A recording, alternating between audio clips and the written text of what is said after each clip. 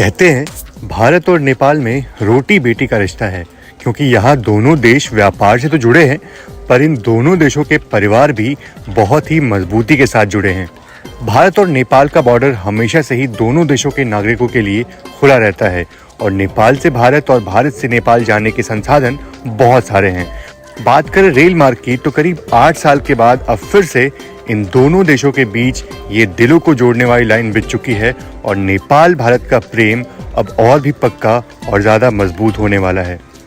और आज मैं भी इसी नई यात्रा का गवाह बनने जा रहा हूँ, तो चलिए मेरे साथ आप भी इस विशिष्ट यात्रा का भागी बनिए।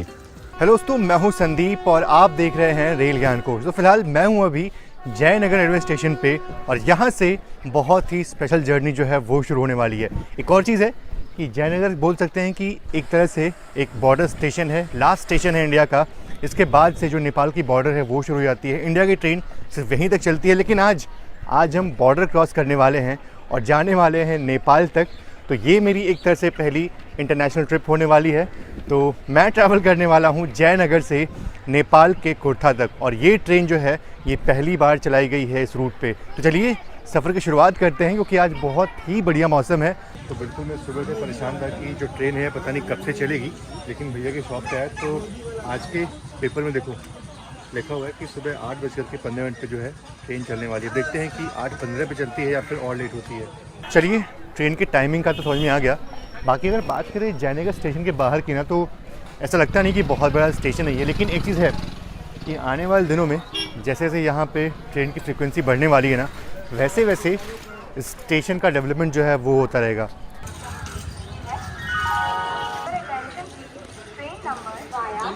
एक चीज़ और है कि स्टेशन के ठीक बाहर आपको एटीएम मिल जाएगा, तो अगर आपके पास कैश नहीं है तो कैश आप निकाल सकते हैं, ताकि आप अगर नेपाल में जाओ तो फिर आपको मतलब ऐसा कोई दिक्कत ना हो। हालांकि वहाँ पे इंडियन रुपीज़ जो है वो चल जाता है, तो इसलिए पर उसके लिए कैश होना बहुत ज़रूरी है।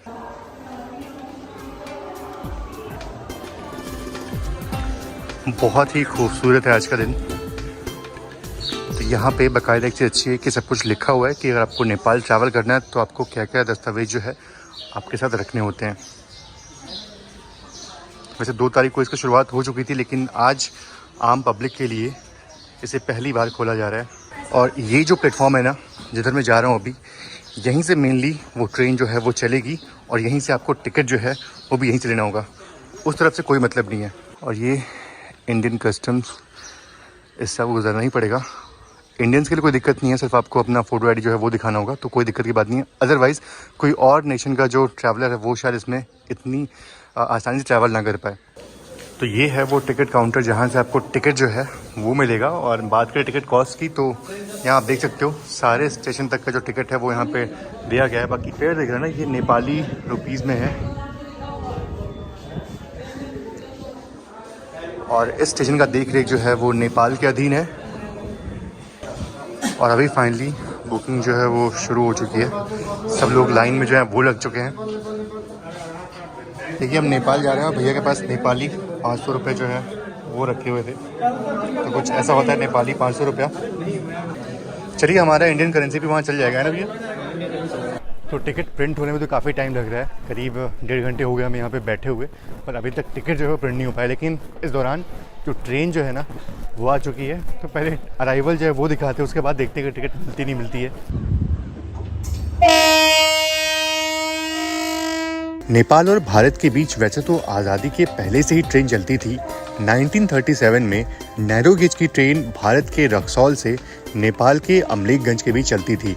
उसके बाद जयनगर से जनकपुर के बीच भी रेल सेवा शुरू की गई, पर उस वक्त लकड़ियों को ढोने के लिए सूट का इस्तेमाल होता था।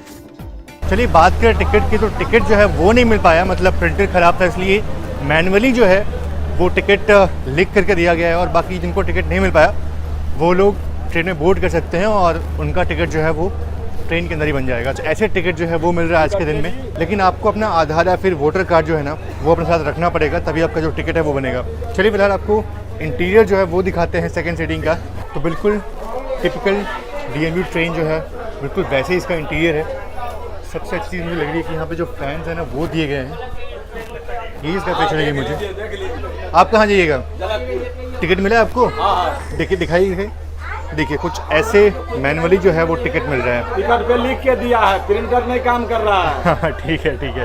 तो कुछ ऐसे टिकट जो है वो मिल रहा है। बाकी अगर बात करें सीट्स की ना, तो सीट्स कुछ ऐसी है नॉर्मल, कुशनिंग भी काफ़ी अच्छी इसकी है। तो ये सेकंड सीटिंग की सीट्स है, लेकिन हमारी टिकट जो है वो एसी क्लास में है। तो चलते देखते हैं कि एसी क्लास जो है वो कैसा है। और एक बार नेपाल जा रहे हैं आप लोग जनक दर्शन करने, कैसा लग रहा है? पहली बार ट्रेन से जा रहे हैं आप लोग? बहुत अच्छा लग रहा है। अच्छा लग रहा है।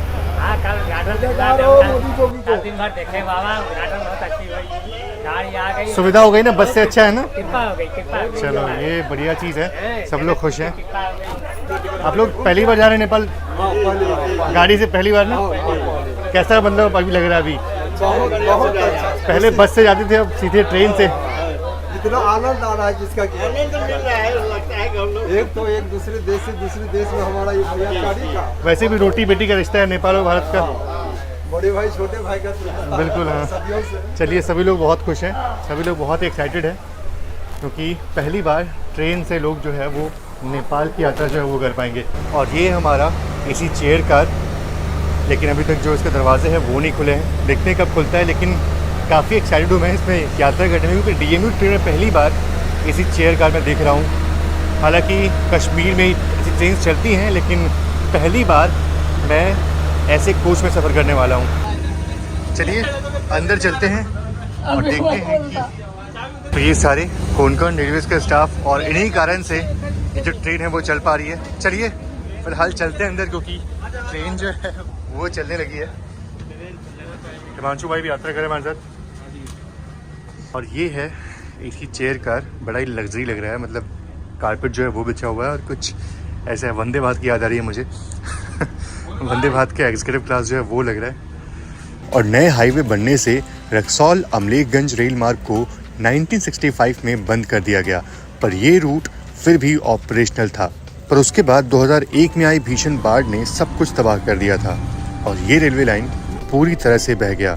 फिर इसके बाद यही एक छोटा सा हिस्सा बचा था, पर जिसमें 2014 के बाद कोई भी ट्रेन नहीं चली, क्योंकि नैरो गेज से ब्रॉड गेज कन्वर्जन के लिए ये रूट भी बंद रहा था। और फिलहाल अभी 100 की रफ्तार में इस रेल मार्ग पर मैं यात्रा कर रहा हूँ। तो ये अपना पहला हॉल्ट इनरवा रेलवे स्टेशन जो है वो आ चुका है, और ये पहला हॉल्ट है नेपाल का।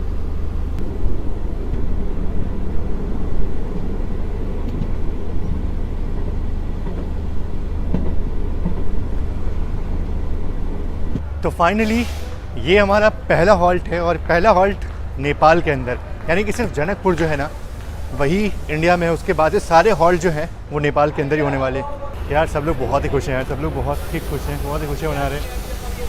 Hello hello sir. अच्छा हम भी बनारस से ही हैं। तो सभी लोग बहुत ही खुश हैं, बहुत ही उत्साहित हैं।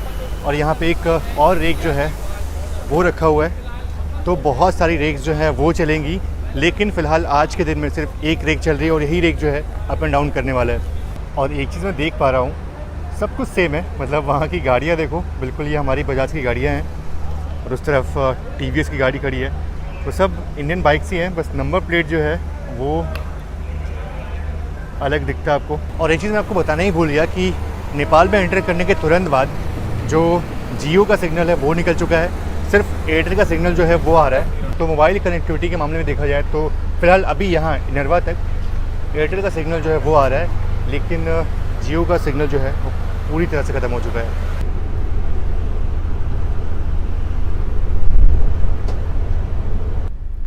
एक चीज़ बहुत अच्छी है कि ऊपर सामान रखने के लिए ना काफ़ी स्पेस दिया हुआ है। कर्टन्स, वाकई यार ये कर्टन्स काफ़ी अच्छे लग रहे हैं, काफ़ी रॉयल लग रहे हैं। यात्रीगण कृपया ध्यान दें, उचित रेल टिकट लेकर ही यात्रा करें, बिना टिकट यात्रा करना दंडनीय अपराध है। और बात करें सीट्स की ना, तो सीट्स कंफर्टेबल हैं, ऑल्दो मतलब ऐसा नहीं कि बहुत ज़्यादा कंफर्टेबल हो, बहुत ज़्यादा अच्छी हो, जैसे हमारे वंदे भारत या फिर वंदे भारत की बात छोड़ दो, आप तेजस की बात करता हूँ, उनकी सीट से मैं कंपेरिजन नहीं कर सकता। लेकिन हाँ, शताब्दी की अगर बात करें ना तो वो ज़्यादा अच्छी है, उनकी कुशनिंग ज़्यादा अच्छी है, और इनकी सीट्स की कुशनिंग जो है ना वो नॉर्मल सिंपल ही है, तो बहुत ही सिंपल रखी गई है। तो इतनी छोटी जर्नी में करीब 7 स्टेशन जो है वो हमें देखने को मिलते हैं, और अभी खजूरी स्टेशन जो है वो पहुंचने वाले हम। जी सर। लोग बहुत खुश हैं। ट्रेन जो है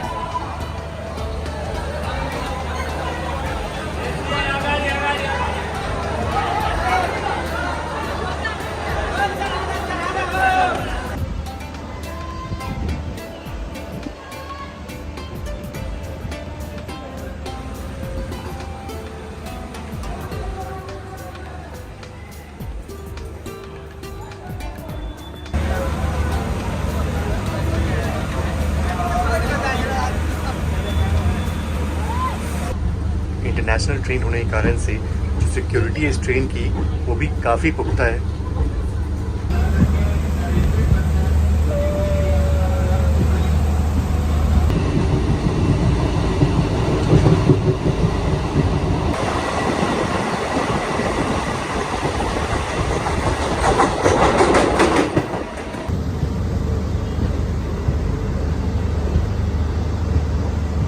और चाहे वो कोई भी स्टेशन हो, हर स्टेशन पे आपको भीड़ जो है वो देखने को मिल जाएगी।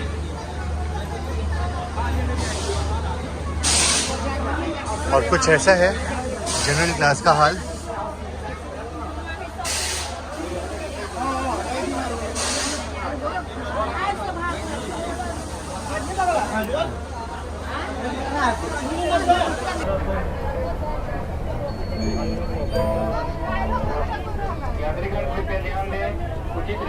ये फ़ैन तो बहुत ही कमाल का, मतलब चारों तरफ जो है वो पैसेंजर्स को हवा दे रहे हैं। ये अच्छी चीज़ लगी मुझे।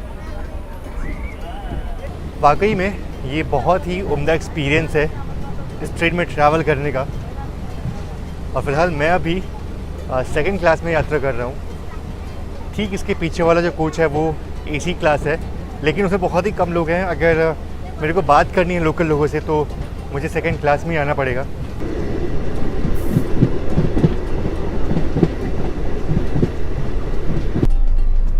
अच्छा, एक और चीज़ है तो ये लोकल ट्रेन ही DMU ट्रेन है, लेकिन इस ट्रेन में आपको जो वॉशरूम है ना उसकी फैसिलिटी जो है वो मिल जाती है। वॉशरूम बहुत ही साफ़ सुथरा है। मैं आपको दिखा सकता हूँ इसलिए क्योंकि बहुत ही साफ़ सुथरा है। तो फिलहाल हमारी ट्रेन जो है वो सिर्फ खुर्था तक जाने वाली है। और बात करें इस पूरे रूट की तो ये रूट जो है वो जयनगर से बर्दीवास तक का बनाया गया है। मतलब काम जो है वो चल रहा है, लेकिन सिर्फ पहला स्ट्रेच जो था वो सिर्फ खुर्था तक की था। ये करीब 34 किलोमीटर का स्ट्रेच है और इसको अभी खोला गया है। इसके बाद से सेकेंड फेज़ में खुर्था से लेकर के बर्दीवास तक का जो रूट है वो भी तैयार हो जाएगा। ऑलमोस्ट वो तैयार हो चुका है, सिर्फ फिनिशिंग जो है बस वो बाकी है। तो बहुत ही जल्दी वहाँ तक भी ट्रेन जो है वो चलनी शुरू हो जाएगी। और बात करें इस रेल रूट की तो इस रेल रूट को तैयार किया है हमारी प्यारी कोंकण रेलवेज़ ने। मतलब कोंकण रेलवेज़ को यहाँ बुलाया गया और सारा जो रेलवे लाइन बिछाने का काम है ना वो हमारी कोंकण रेलवेज़ ने किया। तो नेक्स्ट स्टेशन जो है वो जनकपुर जो है वो आने वाला है और उसके बाद से खुर्था जो है वो पहुँच जाएंगे। लेकिन जनकपुर बहुत इंपॉर्टेंट है तो पहले उसका अराइवल जो है वो लेते हैं।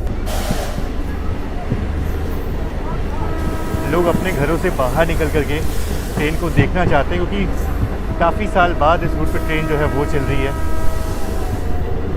चाहे वो स्कूली बच्चे हो या फिर घर के बड़े हों, सभी लोग घर के बाहर निकल करके ट्रेन को देखना चाहते हैं।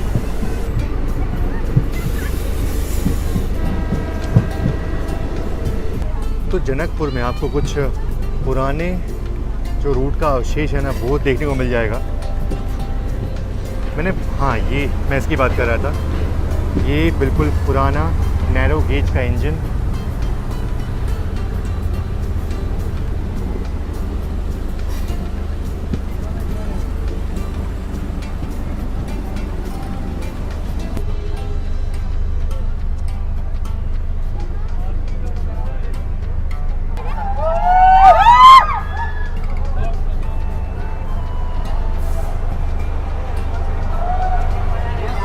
तो फाइनली पहुंच चुके हैं जनकपुर धाम और ये है बहुत ही महत्वपूर्ण रेलवे स्टेशन क्योंकि मेनली यहाँ पे भारत से लोग आते हैं जनकपुर धाम विजिट करने के लिए। और जनकपुर धाम क्यों फेमस है ये बताने की ज़रूरत नहीं है, लेकिन फिर भी मैं आपको बता दूँ कि मिथिला नरेश का नाम सुना होगा आपने, राजा जनक का नाम सुना होगा। राजा जनक की जो पुत्री थी माता सीता, उनका जन्म यहीं पे हुआ था। राम मंदिर है, लक्ष्मण मंदिर है, कौन सा? लक्ष्मण मंदिर, लक्ष्मण मंदिर है, जानकी मंदिर है, हाँ, और जनक जी का मंदिर भी है ना, हाँ। जनक धाम वही मेन है ना। जनक मंदिर है। यहाँ से स्टेशन से कितना दूर होगा? थोड़ा ही दूर है। मतलब यहाँ से रिक्शा मिल जाएगा किसी को भी? यहाँ पर मिले। अच्छा, वहाँ पे बैटरी रिक्शा कोई भी रिक्शा मिल जाएगा? हम जानकी मंदिर जाएंगे। तो अच्छा, तो यहाँ से आप आराम से रिक्शा में बैठ करके ना सारे धार्मिक स्थल जो है वो घूम सकते हैं। और मेनली यहीं पे लोग आएंगे, यहीं पे लोग ट्रेन को डिबोर्ड करेंगे, जो लोग जनकपुर धाम घूमने आएंगे, जो लोग सारे टेम्पल्स जो है वो देखना चाहते हैं।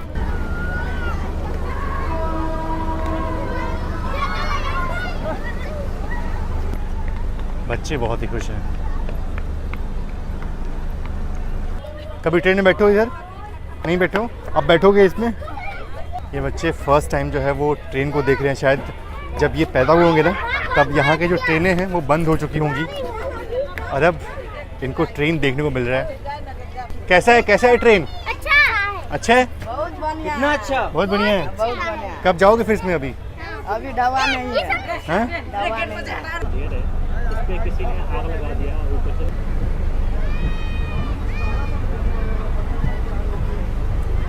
और ऐसा लग रहा है जैसे मेरे गले में जो है वो हार डाल दिया गया हो। खैर फिलहाल अभी हम पहुंचने वाले हैं अपने जर्नी के लास्ट स्टॉप यानी कि कुर्था, और अराउंड 34 किलोमीटर की जर्नी जो है वो हमने कंप्लीट कर ली है। और समय अगर आप नहीं पूछे तो अच्छा होगा, क्योंकि करीब 2 घंटे का समय जो है वो लगा हमें ये डिस्टेंस कवर करने में।